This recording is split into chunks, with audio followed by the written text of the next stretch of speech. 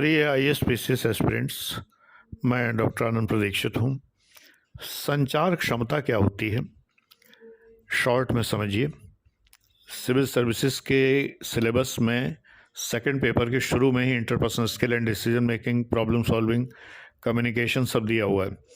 ये कम्युनिकेशन है, संचार क्षमता। ये इंटरपर्सनल स्किल के अंतर्गत आता है, अंतर्वैयक्तिक क्षमताओं के अंतर्गत। संचार होता क्या है? संचार एक पक्षी तो होता नहीं, मतलब एक व्यक्ति तो करता नहीं, एक पक्षी तो हो सकता है। यानी आप संचार करते रहें, दूसरा ना करे, ये तो हो सकता है, लेकिन एक व्यक्ति ये नहीं होता है। एक व्यक्ति संचार नहीं करता है। संचार करने के लिए कई व्यक्ति ज़रूरी है, तो एक से अधिक चाहिए कम से कम। आप किसी से संचार करेंगे, यानी you are communicating to someone, you are not communicating to yourself. That is not called communication. Communication is always between more than one person. संचार एक से अधिक व्यक्तियों के बीच में होता है। अपने आप से संचार कोई संचार नहीं है, उसको साइकोलॉजी मोनोलॉग कहते हैं। उसकी चर्चा हम यहाँ नहीं कर रहे हैं। जब आप किसी से संचार करते हैं तो एक गोल्डन सूत्र याद रखिए। एक तो चेस्टर बर्नार्ड ने कहा हुआ है कि communication is the king. Communication ही जो है वो राजा है।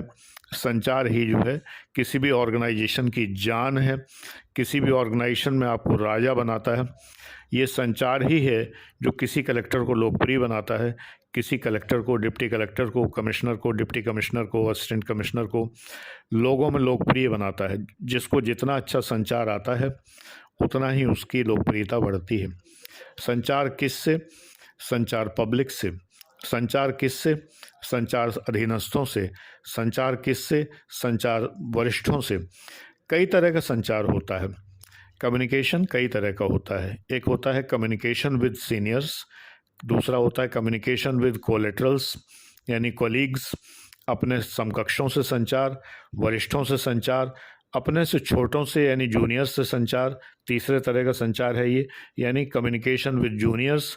फिर होता है communication with the people of other departments, दूसरे विभाग के लोगों के साथ संचार। बाकायदा पब्लिक एडमिनिस्ट्रेशन के सिलेबस में भी है ये।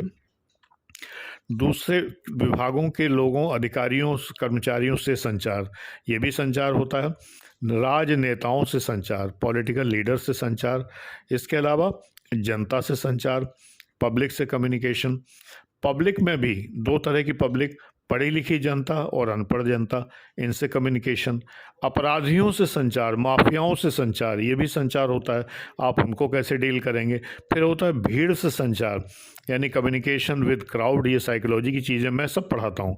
मेरा जो गोल्ड बैच है और जो फाउंडेशन बैच है उसमें मैंने सब पढ़ा है, सारा का सारा। आप उसकी जानकारी करिए, और अगर आप निकलना चाहते हैं वाकई, तो इतना छोटा मोटा इन्वेस्टमेंट तो आपको करना ही पड़ेगा। 39,000 का बैच जो है वो फाउंडेशन बैच है, और 1,35,000 का बैच जो है गोल्ड बैच है, जिसके अंदर फाउंडेशन सिर्फ 11,000 रुपये में दिया गया है। मतलब उसमें फाउंडेशन शामिल है और उसके सिर्फ 11,000 रुपये लगाए गए हैं। तो इस तरह के बैचेस आपको लेने चाहिए। आपको वो पढ़ने को मिलता है जो आपको कहीं पढ़ने को नहीं मिलेगा। कोई भी आपको नहीं पढ़ाएगा। ये एक नंबर से फेल फैकल्टी वाले कभी जानते भी नहीं हैं कि क्या पढ़ाना है। जो एग्ज़ाम में आता है मैं वही बताता हूँ। मैं स्वयं असिस्टेंट कमिश्नर रह चुका हूँ, ट्रेजरी ऑफिसर रह चुका हूँ, प्रोफेसर रह चुका हूँ, और जाने कितने सिलेक्शंस हैं, जाने कितने क्वालिफिकेशंस हैं, बहुत सारी हैं। तो आपको मुझसे पढ़कर एक अद्भुत अनुभव होता है। ये अनुभव तभी होगा जब आप एडमिशन लेंगे। कम से कम छोटा बैच जो है 4,900 का FF बैच जो है, फैक्ट फाइल बैच, उसमें तो एडमिशन आपको लेना चाहिए कम से कम। तब आपको ज्ञात होगा कि मैं क्या पढ़ाता हूँ। तब आप दूसरे बैचेस भी सोच सकते हैं। वो एक तरह का आपका पेड ट्रायल क्लास है कि आपने 4,900 रुपये पे किए और एक तरह का ट्रायल क्लास ले लिया। चलिए, कम्युनिकेशन इतने तरह के हमने आपको बताए। इन कम्युनिकेशंस को हम मोटे मोटे तौर पर बांटते हैं: downward communication, upward communication, collateral communication. है ना। इस तरह से बांट देते हैं, ऊपर को संचार, नीचे को संचार, बराबर पे संचार। एक तिर्यक संचार, तिर्यक संचार यानी तिरछा संचार दूसरे विभाग के लोगों को, जैसे sales tax department income tax department से कम्युनिकेशन करे तो ये तिर्यक संचार है, इस तरह का। इसके अलावा और बहुत से संचार होते हैं। पब्लिक एडमिनिस्ट्रेशन की BL फड़िया किताब में आप देखिए, एम लक्ष्मीकांत की किताब में देखिए, आपको बहुत तरह के संचार मिलेंगे, है ना। जैसे सर्कल कम्युनिकेशन होता है, यहाँ से कम्युनिकेशन हुआ, होते होते लौट के हमारे पास ही आ गया। स्पोक्स कम्युनिकेशन होता है, जैसे केंद्र का परिधि के साथ संचार होता है, परिधि का परिधि के साथ संचार होता है, सरकमफरेंस का सरकमफरेंस से, यानी सरकमफरेंस पे जो लोग हैं, जैसे मान लो मैं पढ़ा रहा हूँ और क्लास में तमाम छात्र हैं, तो छात्र अगर आपस में संचार करते हैं, कम्युनिकेट करते हैं, तो वो सरकमफरेंस कम्युनिकेशन है। और छात्र अगर मुझसे संचार करते हैं तो ये स्पोक्स कम्युनिकेशन है। छात्र एक पहिए की तरह से हैं, पहिए पे बैठे हैं जैसे, और मैं केंद्र में हूँ, तो केंद्र और पहियों को जोड़ने वाली जो स्पोक्स होती हैं, जो तीलियाँ होती हैं, वो संचार है ये। इस तरह का भी संचार होता है।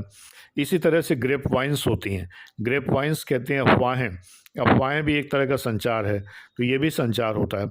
इतने तरह का कम्युनिकेशन है, लेकिन उसमें सबसे बड़ी याद रखने वाली चीज़ जो है कम्युनिकेशन में, वो ये है कि संचार वो है जो समझा जाए, न कि वो है जो किया जाए। Communication is that which is understood and not that which is done. आपने जो किया है संचार, वो ज़रूरी नहीं है कि वही पहुँचे, हो सकता है कि सामने वाला कुछ और समझ रहा हो। नैडल ने कहा है, NADEL, नैडल ने कहा है कि लोग वही समझते हैं जो वो समझना चाहते हैं।